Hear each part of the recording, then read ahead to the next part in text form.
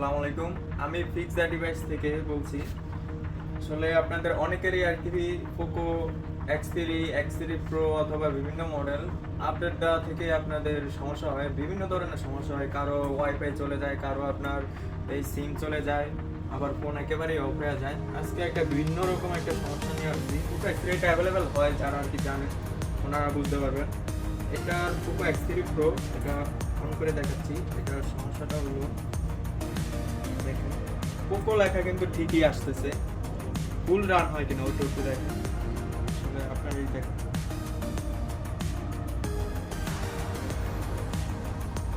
ভিডিওটা একটু কাছে আনো, দেখেন তো। এই যে দেখেন ডিসপ্লে হোয়াইট হয়ে যাচ্ছে,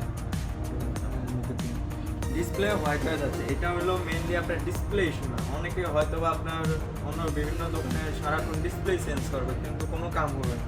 আপনার এটা মেইনলি আপনার মাদারবোর্ড থেকে প্রবলেম। মাদারবোর্ডে যে সিপিইউ, ওখানে আপনার রিবোলিং করতে হয়, যে সিপিইউটা ওইটা আর কি। আপনার আজকে কাজটা ফুললি ওকে করে আজকে দেখাবো আপনাদেরকে কীভাবে আমরা ওকে করি। মেইনলি সিপিইউটা এদিকে থাকে, ক্যামেরা কাছে নিয়ে আসো, পুরোটা কাজটা দেখো। ঠিক আছে।